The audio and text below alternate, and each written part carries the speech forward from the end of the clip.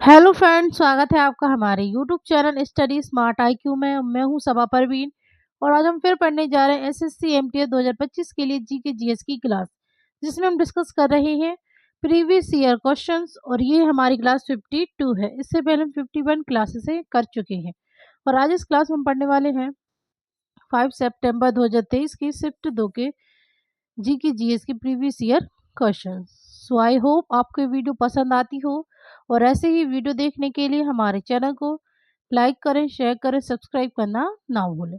तो चलिए स्टार्ट करते हैं आज की क्लास। फर्स्ट है, शिक्षा और संस्कृति को बढ़ावा देने के लिए भारतीय विद्या भवन की स्थापना किसने की थी? तो शिक्षा और संस्कृति को बढ़ावा देने के लिए भारतीय विद्या भवन की स्थापना किसने की थी? Doctor Kanhaiyalal Maneklal Munshi, doctor Atmaram Pandurang, Gopal Krishna Gokhale, doctor Baba Saheb Ambedkar. तो भारतीय विद्या भवन की स्थापना की थी डॉक्टर कन्हैयालाल माणिकलाल मुंशी ने। ठीक है, कब की थी भारतीय विद्या भवन की स्थापना? तो ये की थी 7 नवंबर 1938 को महात्मा गांधी के सहयोग से। ठीक है, महात्मा गांधी के सहयोग से। ठीक है, फिर है आत्माराम पांडुरंग। तो आत्माराम पांडुरंग इन्होंने प्रार्थना समाज की स्थापना की है। प्रार्थना समाज की स्थापना की है 1867 में बॉम्बे में। ठीक है, फिर है Gopal Krishna Gokhale.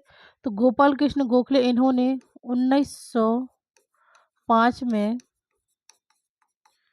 Servants of India society की स्थापना की। ठीक है, सर्वेंट ऑफ इंडिया सोसाइटी की स्थापना की थी 1905 में गोपाल कृष्ण गोखले ने। ठीक है, गोपाल कृष्ण गोखले यह महात्मा गांधी के राजनीतिक गुरु थे। ठीक है, महात्मा गांधी के राजनीतिक गुरु थे गोपाल कृष्ण गोखले। ओके,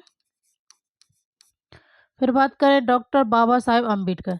तो बाबा साहेब अम्बेडकर, तो इन्हीं बाबा साहेब के नाम से जाना जाता है। ठीक है, यह भारत के पहले कानून एवं न्याय मंत्री थे। भारत के पहले कानून एवं न्याय मंत्री थे डॉक्टर बी आर अम्बेडकर। ठीक है, यह प्रारूप समिति के अध्यक्ष थे। प्रारूप समिति के अध्यक्ष थे doctor B R Ambedkar. Okay, चलिए आगे बात करते हैं। नेक्स्ट है, सुभाष चंद्र बोस के राजनीतिक गुरु कौन थे? तो सुभाष चंद्र बोस के राजनीतिक गुरु एम जी रानाडे, महात्मा गांधी, जवाहरलाल नेहरू, चित्तरंजन दास। तो सुभाष चंद्र बोस के राजनीतिक गुरु तो ये थे Chittaranjan Das. Right answer option D, Chittaranjan Das ये सुभाष चंद्र बोस के राजनीतिक गुरु थे और इन्हें चित्तरंजन दास को देश बंधु के नाम से जाना जाता है। ठीक है, देश बंधु के नाम से इन्हें जाना जाता है और यह बंगाली स्वतंत्रता सेनानी थे। ठीक है, बंगाली स्वतंत्रता सेनानी थे। ठीक है, चित्तरंजन दास। ओके, फिर बात करें हम एम जी रानाडे। तो एम जी रानाडे यह पश्चिमी भारतीय पुनर्जागरण, पश्चिमी भारतीय पुनर्जागरण का पिता कहा जाता है एम जी रानाडे को। ठीक है, एम जी रानाडे यह गोपाल कृष्ण गोखले और बाल गंगाधर तिलक। ठीक है, एम जी रानाडे यह गोपाल कृष्ण गोखले और बाल गंगाधर तिलक के राजनैतिक गुरु थे। ठीक है, राजनैतिक गुरु थे। ओके, फिर एम जी रानाडे इन्होंने विधवा विवाह संघ की स्थापना की थी एम जी रानाडे ने। ठीक है, फिर हम बात करें महात्मा गांधी के बारे में। तो महात्मा गांधी, इनका पूरा नाम था मोहनदास करमचंद गांधी। ठीक है, मोहनदास करमचंद गांधी इनका पूरा नाम था, गांधी जी का। ठीक है, इन्हें कई नामों से जाना जाता था, जैसे कि महात्मा, बापू, राष्ट्रपिता, अर्धनग्न अर्धनग्न फकीर, साबरमती का संत। ठीक है, इन नामों से इन्हें जाना जाता था, गांधी जी को। ठीक है, गांधी जी को महात्मा किसने कहा? तो ये कहा था रविंद्रनाथ टैगोर ने इन्हें महात्मा कहा। ओके, फिर बापू, तो बापू इन्हें कहा था राजकुमार शुक्ला ने इन्हें बापू कहा। राष्ट्रपिता, तो ये कहा है इन्हें सुभाष चंद्र बोस ने इन्हें राष्ट्रपिता कहा। अर्धनग्न फकीर, तो अर्धनग्न फकीर ये कहा था विंस्टन चर्चिल ने इन्हें अर्धनग्न फकीर कहा था। ठीक है, और इन्हें साबरमती का संत भी कहा जाता था। ठीक है, तो ये नाम याद रखिएगा कि महात्मा गांधी को किन किन नामों से जाना जाता है। फिर बात करें इनकी पत्रिकाएं की। पत्रिकाएं इनकी नवजीवन, हरिजन, यंग इंडिया, इंडियन ओपिनियन। ठीक है, ये इनकी पत्रिकाएं थी। फिर इनकी पुस्तक कौन सी थी? तो पुस्तक है हिंद स्वराज, गोखले, माय पॉलिटिकल गुरु, मेरे सपनों का भारत, मेरे सपनों का भारत, और माय एक्सपेरिमेंट विथ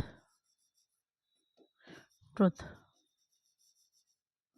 ठीक है, ये इनकी पत्रिकाएं हो गई और ये हो गई इनकी पुस्तकें। ठीक है, फिर बात करें इनके आंदोलन की। तो इनके आंदोलन है चंपारण सत्याग्रह, खेड़ा सत्याग्रह, रॉलेट सत्याग्रह, असहयोग आंदोलन, सविनय अवज्ञा आंदोलन, फिर है भारत छोड़ो आंदोलन। ठीक है, तो चंपारण सत्याग्रह कब हुआ था? तो ये हुआ था 1917 में। फिर खेड़ा सत्याग्रह 1918 में, रॉलेट सत्याग्रह 1919 में, असहयोग आंदोलन 1920 में, सविनय अवज्ञा आंदोलन 1930 में, और भारत छोड़ो आंदोलन 1942 में। ठीक है, तो ये थे महात्मा गांधी जी के आंदोलन और ये इम्पोर्टेंट है, ये पूछे जाते हैं बार बार। ठीक है, फिर बात करें जवाहरलाल नेहरू। तो जवाहरलाल नेहरू यह भारत के पहले प्रधानमंत्री थे। ठीक है, भारत के पहले प्रधानमंत्री थे। सबसे लंबा कार्यकाल इनका ही रहा था जवाहरलाल नेहरू का। जवाहरलाल नेहरू इन्हें चाचा नेहरू के नाम से भी जाना जाता था। ठीक है, सुभाष चंद्र बोस के बारे में बात करें तो सुभाष चंद्र बोस इन्हें नेताजी के नाम से जाना जाता था। इन्होंने अखिल भारतीय अखिल भारतीय फॉरवर्ड ब्लॉक की स्थापना की थी। ठीक है, सुभाष चंद्र बोस ने अखिल भारतीय फॉरवर्ड ब्लॉक की स्थापना की थी और इन्होंने आज़ाद हिंद फौज का पुनः गठन किया था। ठीक है, आज़ाद हिंद फौज का पुनः गठन किया था सुभाष चंद्र बोस ने। सुभाष चंद्र बोस ने इन्होंने तुम मुझे खून दो मैं तुम्हें आज़ादी दूंगा का नारा भी दिया था। ठीक है, सुभाष चंद्र बोस ने। ओके, चलिए आगे बढ़ते हैं अब हम। सो नेक्स्ट है, दूध, समुद्री भोजन, मेवे और साबुत अनाज में कौन सा खनिज उच्च मात्रा में होता है जो हड्डियों के स्वास्थ्य और हमारे शरीर की मरम्मत प्रक्रिया में सहायता करता है? Fluoride, potassium, phosphorus, zinc. तो इसका राइट आंसर कौन सा होगा? तो इसका राइट आंसर होगा ऑप्शन सी, फास्फोरस। ओके, चलिए आगे बढ़ते हैं। नेक्स्ट है, पूंजीगत व्यय क्या है? हेल्थ केयर कार्यक्रमों पर व्यय की गई धनराशि, ऋण चुकाने पर व्यय की गई धनराशि, किसानों के लिए सब्सिडी पर व्यय की गई धनराशि, अवसंरचना के विकास पर व्यय की गई राशि, धनराशि। तो पूंजीगत व्यय क्या है? तो ये है अवसंरचना के विकास पर व्यय की गई धनराशि। Right answer option D, infrastructure के विकास पर व्यय की गई धनराशि। ओके, चलिए नेक्स्ट है, निम्नलिखित में से भारत का कौन सा भौतिक विभाग जलोढ़ मिट्टी से बना है? प्रायद्वीपीय पठार, हिमालय पर्वत, द्वीप, उत्तरी मैदान। तो भारत का कौन सा भौतिक विभाग जो कि जलोढ़ मिट्टी से बना है? तो ये बना है उत्तरी मैदान। ठीक है, इसे सिंधु गंगा का मैदान भी कहा जाता है। ओके, नेक्स्ट है, ऑस्कर पुरस्कार विजेता गीत नाटू नाटू के संगीत निर्देशक कौन है? Uttam Singh, A R Rahman, M Keeravani और अनु मलिक। तो ऑस्कर पुरस्कार 2023 विजेता गीत नाटू नाटू के संगीत निर्देशक तो ये हैं Keeravani. Right answer option C, Keeravani. ठीक है, नाटू नाटू गाना यह तेलुगु फिल्म RRR फिल्म का गाना है। ओके, चलिए नेक्स्ट है, लैटेराइट मिट्टी निम्नलिखित में से किस कारण से विकसित होती है? संघनन, लीचिंग, केवल उच्च तापमान, अवसादन। तो लेटराइट मिट्टी है किस कारण से विकसित होती है? तो ये होती है लीचिंग के कारण। राइट आंसर ऑप्शन बी है। नेक्स्ट है, भीतर गांव ईंट मंदिर निम्नलिखित में से किस काल की वास्तुकला का अच्छा उदाहरण है? मुगल काल, गुप्त काल, मौर्य काल, चोल काल। तो भीतर गांव ईंट मंदिर किस काल की वास्तुकला का अच्छा उदाहरण है? तो ये है गुप्त काल की वास्तुकला का एक अच्छा उदाहरण। Right answer option B. Okay, फिर नेक्स्ट है, खेलो इंडिया यूनिवर्सिटी गेम्स के तीसरे संस्करण के शुभंकर का नाम क्या है? सेरा, सावज, जीतू, मोगा। तो खेलो इंडिया यूनिवर्सिटी गेम के तीसरे संस्करण के शुभंकर का नाम है Jitu. Right answer option C. Okay, next है, autobiography of a yogi dash की आत्मकथा है? स्वामी दयानंद सरस्वती, परमहंस योगानंद, रामकृष्ण परमहंस, स्वामी विवेकानंद। तो ऑटोबायोग्राफी ऑफ आ योगी ये आत्मकथा है परमहंस योगानंद की। Right answer option B, Paramahansa Yogananda. ठीक है, फिर स्वामी दयानंद सरस्वती। तो स्वामी दयानंद सरस्वती इनके बचपन का नाम था मूल शंकर। ठीक है, इन्होंने आर्य समाज की स्थापना की थी। ठीक है, 1875 में बॉम्बे में। ठीक है, फिर है रामकृष्ण परमहंस। तो यह स्वामी विवेकानंद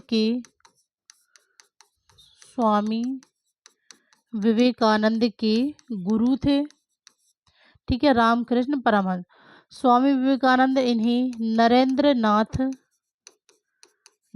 नाथ दत्त के नाम से जाना जाता था। ठीक है, स्वामी विवेकानंद को, ठीक है, इनके गुरु थे रामकृष्ण परमहंस और इन्हीं के नाम पर इन्होंने रामकृष्ण मिशन की स्थापना की थी स्वामी विवेकानंद ने। ठीक है, अपने गुरु रामकृष्ण परमहंस के नाम पर रामकृष्ण मिशन की स्थापना की थी। ओके, चलिए नेक्स्ट है, झारखंड का पाइका नृत्य आमतौर पर डैश जनजाति द्वारा विशेष सम्मानित अतिथियों के स्वागत के लिए या धार्मिक जुलूस शोभा यात्रा के दौरान किया जाता है? संथाल, मुंडा, ओरांब या भूमि। तो झारखंड का पाइका नृत्य आमतौर पर किस जनजाति द्वारा? तो ये है मुंडा जनजाति द्वारा विशेष सम्मानित अतिथियों के स्वागत के लिए या धार्मिक जुलूस के दौरान किया जाता है। ओके, नेक्स्ट है, my country my life dash की आत्मकथा है? जसवंत सिंह, अमित शाह, लाल कृष्ण आडवाणी, राजनाथ सिंह। तो माय कंट्री माय लाइफ ये आत्मकथा है लाल कृष्ण आडवाणी की। Right answer option C. Next है, भारत की जनगणना 2011 के अनुसार किस राज्य में नकारात्मक जनसंख्या वृद्धि दर दर दर्ज की गई है? तो किस राज्य में नकारात्मक जनसंख्या वृद्धि दर्ज की गई है?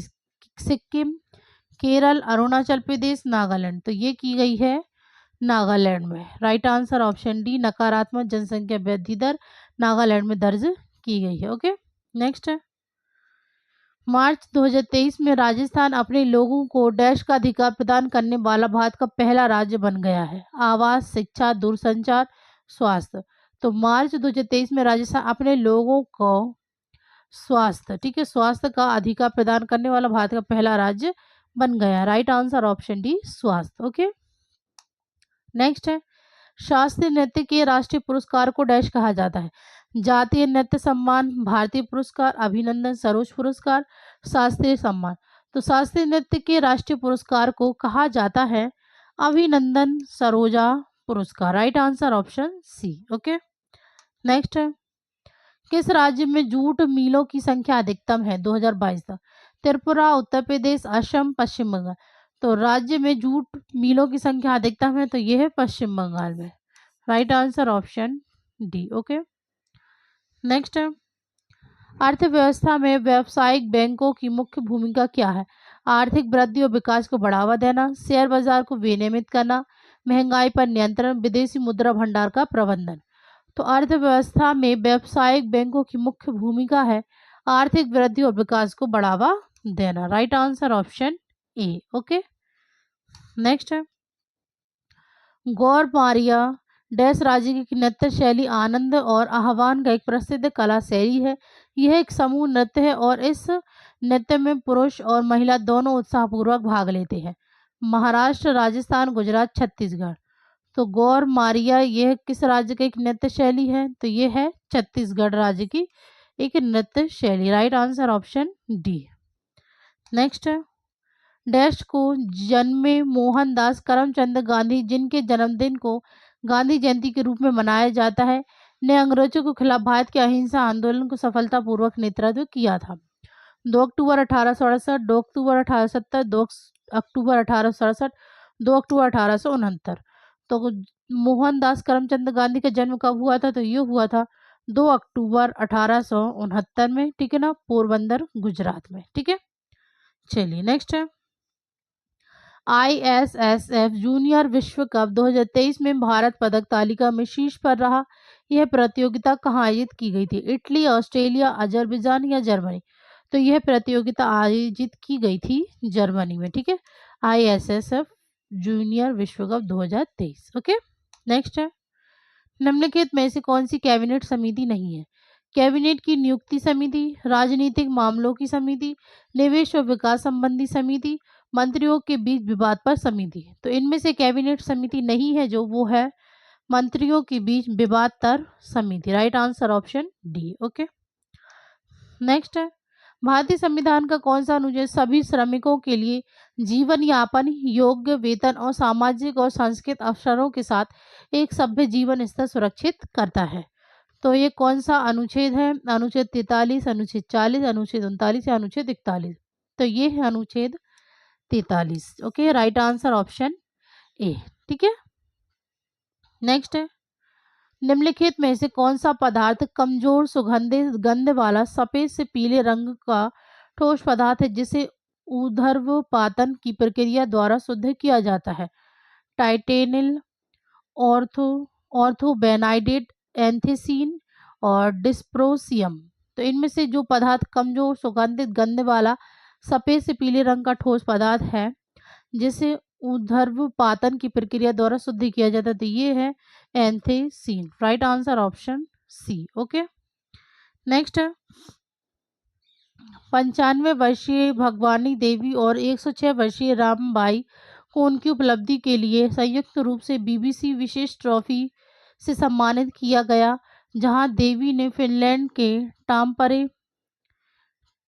टाम्पेरे में डैश में 100 मीटर स्प्रिंट में स्वर्ण पदक जीता।